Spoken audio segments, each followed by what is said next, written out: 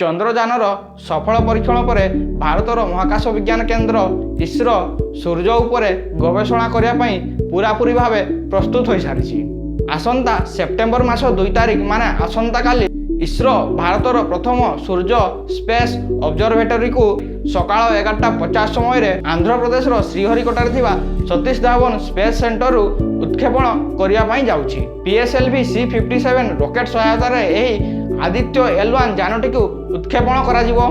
କିନ୍ତୁ ସମସ୍ତଙ୍କ ମନରେ ବର୍ତ୍ତମାନ ସମୟରେ ଗୋଟେ ପ୍ରଶ୍ନ ନିହାତି ଉଠୁଥିବ କି ଏହି ସୂର୍ଯ୍ୟ ମିଶନର ଲକ୍ଷ୍ୟ କ'ଣ ବା ଏହି ସୂର୍ଯ୍ୟ ମିଶନର କାମ କ'ଣ। ଏହି ଭିଡ଼ିଓରେ ଆମେ ସେହି ବିଷୟରେ ଜାଣିବା।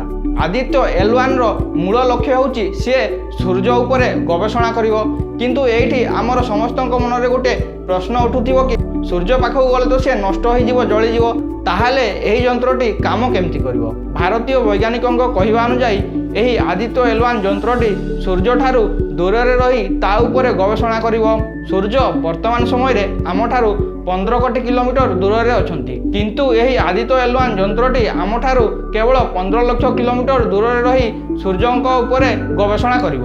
ତେଣୁ ସୂର୍ଯ୍ୟଠାରୁ ଏହି ଯନ୍ତ୍ରଟି 14 କୋଟି 85 ଲକ୍ଷ କିଲୋମିଟର ଦୂରରେ ରହି ସୂର୍ଯ୍ୟ ଉପରେ ଗବେଷଣା କରିବ। ଏହି ଆଦିତ୍ୟ L1 ଯନ୍ତ୍ରଟିକୁ ତାର ଲକ୍ଷ୍ୟସ୍ଥଳରେ ପହଞ୍ଚିବା ପାଇଁ 4 ମାସ ସମୟ ଲାଗିବ। ତାମାନେ 2023 ଶେଷ ସପ୍ତାହ କିମ୍ବା 2024ର ପ୍ରଥମ ସପ୍ତାହ ସୁଦ୍ଧା ଆଦିତ୍ୟ L1 ତାର ଲକ୍ଷ୍ୟସ୍ଥଳରେ ପହଞ୍ଚିବ। ଏହି ମିଶନଟିର ନାମ ଆଦିତ୍ୟ L1 ରଖାଯାଇଛି। L1 ମାନେ ହେଉଛି ଏହି ଆଦିତ୍ୟ L1 ଯନ୍ତ୍ରଟି ଯେଉଁ ସ୍ଥାନରେ ରହି ସୂର୍ଯ୍ୟ ଉପରେ ଗବେଷଣା କରିବ ସେହି ସ୍ଥାନଟିର ନାମ ହେଉଛି ଲଙ୍ଗାର୍ଜିଆନ ପଏଣ୍ଟ 1 ବା L1।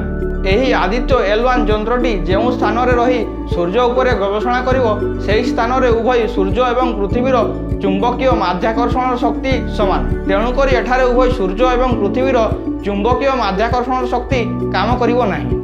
ସେଠାରେ କୌଣସି ପରାଗ ବା ଗ୍ରହଣର ପ୍ରଭାବ ପଡ଼ିନଥାଏ ଏବଂ ସେଠାରେ ରହି ଅତି ସହଜ ଭାବରେ ଆଦିତ୍ୟ L1 ସୂର୍ଯ୍ୟ ଉପରେ ଗବେଷଣା କରିପାରିବ। ଏହି ଆଦିତ୍ୟ L1 ଭିତରେ ମୋଟ 7ଟି ପେଲୋଡ୍ ବା 7ଟି ଯନ୍ତ୍ରାଂଶ ରହିଛି। ଏହି 7ଟିରୁ 4ଟି ଯନ୍ତ୍ରାଂଶ ସିଧାସଳଖ ଭାବେ ସୂର୍ଯ୍ୟ ଉପରେ ଗବେଷଣା କରିବ। ଏହି 4ଟି ଯନ୍ତ୍ର ଗୁଡ଼ିକ ସୂର୍ଯ୍ୟରେ ଥିବା ବିଭିନ୍ନ ପ୍ରକାର ସ୍ତର, ଚୁମ୍ବକୀୟ କ୍ଷେତ୍ର ଏବଂ ଚାର୍ଜ କଣିକା ଉପରେ ତଥ୍ୟ ସଂଗ୍ରହ କରିବ। ବାକି 3ଟି ଯନ୍ତ୍ରାଂଶ ସୂର୍ଯ୍ୟରୁ ଆସୁଥିବା ବିଭିନ୍ନ ପ୍ରକାର ରଶ୍ମି ଉପରେ ଗବେଷଣା କରିବ। ଏହି ସୂର୍ଯ୍ୟ ମିଶନରେ ମୋଟ 400 କୋଟି ଟଙ୍କା ଖର୍ଚ୍ଚ ହୋଇଛି ଏବଂ ଏହି ସୂର୍ଯ୍ୟ ମିଶନର ମୂଳ ଲକ୍ଷ୍ୟ ହେଉଛି ସୂର୍ଯ୍ୟ ଉପରେ ଗବେଷଣା କରିବା ଏବଂ ସୂର୍ଯ୍ୟ ଗ୍ରହରେ ଥିବା ବିଭିନ୍ନ ପ୍ରକାର ତଥ୍ୟର ସଂଗ୍ରହ କରିବା।